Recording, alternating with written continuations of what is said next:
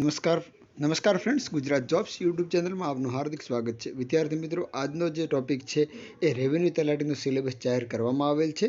તેની અંદર જે પ્રિલિમ પરીક્ષા છે તેની અંદર 200 માર્ક્સનો પેપર હશે અને MCQ હશે. ત્યારબાદ મુખ્ય પરીક્ષા હશે. આપણે આજે વિગતવાર અભ્યાસક્રમની માહિતી મેળવવાના છીએ, તો ચાલો જાણીએ સંપૂર્ણ અપડેટ. તો મિત્રો, જે તમે જોઈ રહ્યા છો અભ્યાસક્રમ, એ આ અભ્યાસક્રમ છે જે નોટિફિકેશન બહાર પાડવામાં આવેલું છે રેવન્યુ ડિપાર્ટમેન્ટ સચિવાલય ગાંધીનગર દ્વારા 22 મે 2025 એટલે આજની તારીખે પાડવામાં આવેલ છે. જે આર્ટિકલ 309 હેઠળ જે એક સરકારી નોકરી તમામ ઉમેદવારોને મળતી હોય છે બંધારણીય 309 કલમ મુજબ, તે મુજબ આ એક રચના કરવી જરૂરી હતી અને જે આખી અભ્યાસક્રમ ભરતીના નિયમો જાહેર કરવામાં આવેલા છે. રૂલ્સની અંદર જેની અંદર રેવન્યુ તલાટી ક્લાસ 3 કોમ્પિટિટિવ એક્ઝામ રૂલ્સ 2025 બહાર પાડવામાં આવેલ છે. અહીં કેટલી ડેફિનેશન આપેલી છે, બોર્ડ કોને કહેવાય, ડિપાર્ટમેન્ટ કોને કહેવાય, એક્ઝામિનેશન કોને કહેવાય, એ તમામ અહીં આપવામાં આવેલ છે. ગવર્મેન્ટ કોને કહેવાય, તો ગવર્મેન્ટનો મતલબ ગવર્મેન્ટ ઓફ ગુજરાત એટલે ગુજરાત સરકાર. ત્યારબાદ અહીં કહેવામાં આવેલું છે કે રિક્રુટમેન્ટ કઈ રીતે હશે, મોડ ઓફ એક્ઝામિનેશન. તો 2 પ્રકારની જે સ્ટેજ છે આપને પાસ કરવાના રહેશે. સૌપ્રથમ પ્રાથમિક કસોટી હશે, તે સંપૂર્ણ છે એ MCQ હશે અને જે ઉમેદવારો પ્રાથમિક કસોટી પાસ કરશે તેવા ઉમેદવારોને મેઇન્સ પરીક્ષાની અંદર આપવામાં આવશે, જે વર્ણનાત્મક હશે. ડિસ્ક્રિપ્ટ એટલે વર્ણનાત્મક પરીક્ષા હશે જે આપને લખવાની છે. જે મેઇન એક્ઝામ છે એ conduct by final selection of candidate the post of revenue talati, અને જે મુખ્ય પરીક્ષામાં જે લોકો પાસ કરશે એ એક પ્રકારના ફાઇનલ કેન્ડિડેટ કહેવામાં આવશે, જેને નોકરી મળશે. હવે સ્કીમ ઓફ સિલેબસની વાત કરવામાં આવે તો સિલેબસ એ એપેન્ડિક્સ ડીમાં આપેલો છે, જે હમણાં આપણે જોવાના છીએ. મીડિયમ ઓફ એક્ઝામિનેશનની વાત કરવામાં આવે તો જે પ્રાથમિક કસોટીની મુખ્ય પરીક્ષા છે તેની અંદર રિલેવન્ટ એપેન્ડિક્સ જે આપેલા છે તેની અંદર રૂલ્સ પણ આપણે જોઈશું. સોરી. ત્યારબાદ એપ્લિકેશન ઓફ એક્ઝામિનેશન, તો ઉમેદવારોએ અરજી કરવાની રહેશે. જે ઓનલાઈન અરજી છે. એપ્લિકેશન ફી છે, તો આપની એપ્લિકેશન ફી જો એક્ઝામની અંદર 40 માર્ક્સ હશે તો જ મળશે. જો 40 ઉપર હશે તો જ મળશે. 40 માર્ક્સથી ઓછી હશે તો આપની પરીક્ષા છે એ આપને જે ફી ભરવામાં આવેલી છે તે ફી કોઈ પણ પ્રકારે પાછી મળશે નહીં. ત્યારબાદ એજ્યુકેશન ક્વોલિફિકેશનની વાત કરવામાં આવે તો એજ્યુકેશન ક્વોલિફિકેશન જે એડ લિમિટેડ છે એ અહીં તમામ વસ્તુઓ આપેલી છે. મિનિમમ 20 વર્ષની ઉંમર હોવી જોઈએ. બોર્ડ ડિસિઝન લેશે ફાઇનલ જે છે એ ક્વોલિફાઈડ સ્ટાન્ડર્ડ માર્ક્સ કહેવા જોઈએ તો મિનિમમ 40% આપને હોવા જોઈએ. Preliminary examination not be less than 40%થી ઓછી હશે તો આપને મુખ્ય પરીક્ષાની અંદર જ આપવા નહીં મળે. ત્યારબાદ જે મેન્સ એક્ઝામ છે એ મલ્ટિપલ ચોઇસ છે, 200 ગુણનું પેપર આપેલું છે. ત્યારબાદ આપને મેન્સ પરીક્ષા આપવામાં મળશે.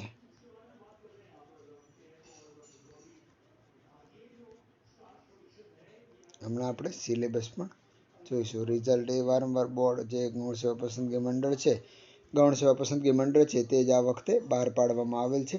ડિસ્ટ્રિક્ટ કઈ રીતે થશે તો એ ડિસ્ટ્રિક્ટ પણ રૂલ્સ નંબર 18 છે તેની અંદર આપવામાં આવેલું છે. તે પ્રમાણે બોર્ડ નક્કી કરશે.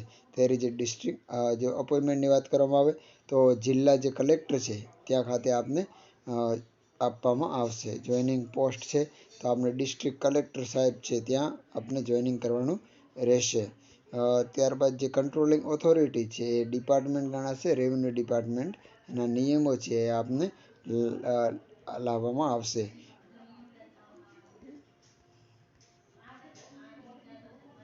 હવે એપેન્ડિક્સ એ છે, આપ જોઈ શકો છો. રેવન્યુ તલાટી છે જેનું ગ્રેડ પે 5200 થી 200 છે, જે 1900 છે. પે મેટ્રિક્સ મુજબ જે 7મી CPC છે તે આપને લાગુ પડવામાં આવશે. હવે અહીં સ્પષ્ટ આપવામાં આવેલું છે આપણે એપેન્ડિક્સ બી, જેની અભ્યાસક્રમની રાહ જોતા હતા, તે MCQ ટાઈપ પરીક્ષા લેવામાં આવશે. આપને 3 કલાકનો સમય આપવામાં આવશે, જેની અંદર ગુજરાતી, અંગ્રેજી, પોલિટી, પબ્લિક એડમિનિસ્ટ્રેટિવ ઇકોનોમિક્સ છે 30 માર્ક્સનું છે. હિસ્ટ્રી, જિયોગ્રાફી અને કલ્ચર હેરિટેજ 30 માર્ક્સનું છે, સાંસ્કૃતિક વારસો કહી શકાય. પર્યાવરણ વિજ્ઞાન અને જે માહિતી ટેકનોલોજી છે, ઇન્ફોર્મેશન ટેકનોલોજી છે, તે તમામ વસ્તુ છે એ 30 માર્ક્સનું પૂછાશે. કરંટ અફેર 30 બહુ સારું કહેવાય. મેથ્સ અને રિઝનિંગ છે એ પણ 30 માર્ક્સનું 40 માર્ક્સનું. એમ ટોટલ થઈને આપણે 200 માર્ક્સનું છે એ MCQ ટાઈપના ક્વેશ્ચન હશે. એવરી ક્વેશ્ચન્સનો તમામનો 1 માર્ક્સ આપવામાં આવશે. નેગેટિવની વાત કરવામાં આવે તો 0.25 છે નેગેટિવ માર્ક્સ ગણાશે. હવે જે મેઇન્સ એક્ઝામ છે એ જે લોકો પ્રિલિમિનરી કસોટીની અંદર પાસ થશે તે લોકોને મેઇન્સ એક્ઝામ આપવાની રહેશે, જે વર્ણનાત્મક હશે. તેની અંદર ગુજરાતી ભાષા સ્કિલ, અંગ્રેજી ભાષા સ્કિલ, ગુજરાતી ભાષા કૌશલ્ય અને અંગ્રેજી ભાષા કૌશલ્ય અને જનરલ સ્ટડી. જનરલ સ્ટડી છે 150નું છે, પહેલું બને 100નું છે અને 3 કલાક ટાઈમ છે. ટોટલ 350 માર્ક્સ છે. આ એક્ઝામ આમ જોવા જઈએ તો બહુ જ અઘરી થઈ ગઈ છે. આગળ જે લોકો રેવન્યુ બની ગયા એમના માટે બહુ સારી વસ્તુ કહેવાય. અત્યારે તો રેવન્યુ તલાટી બહુ જ હાર્ડ પેપર થઈ ગયું કહેવાય. હવે જે વર્ણનાત્મક પરીક્ષા છે તેના કેટલાક ટેસ્ટ પણ આપવામાં આવેલા છે. કોઈ પણ 2 છે, કોઈ પણ 3 છે, આ રીતે પૂછાશે.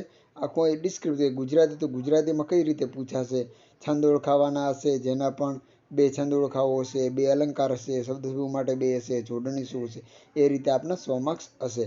ત્યારબાદ અંગ્રેજીની અંદર આપણે એસે રાઇટ લખવાનું રહેશે, પત્ર લખવાનો રહેશે, રિપોર્ટ લખવાનો રહેશે, વિઝ્યુઅલ ઇન્ફોર્મેશન લખવાની રહેશે. જે આપણે વિઝ્યુઅલ આપવામાં આવશે તેના પરથી ચાર્ટ કે કોઈ પ્રકારની તસવીર આપવામાં આવશે.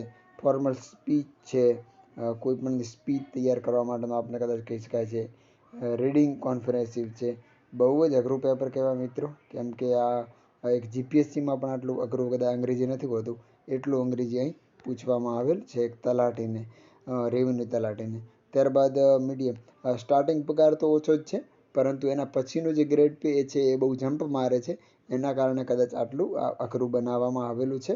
બાકી તો શરૂઆતનો સ્ટેજ તો બધાને સરખું હોય છે, એ રીતે સરખું જ છે. ત્યારબાદ મીડિયમ ગુજરાતી જે લોકો જનરલ સ્ટડી છે એ પૂછાવાનું છે 150 માર્ક્સનું. તેનો પણ અહીંયા પેપર આપવામાં આવેલ છે. પીડીએફ ડાઉનલોડ કરવાની લિંક હું આપને ડિસ્ક્રિપ્શનમાં આપી દઉં છું. આવી જ રીતે સરકારી ભરતીની અપડેટ આપને મળતી રહેશે. Thank you so much for watching this video. જય હિન્દ.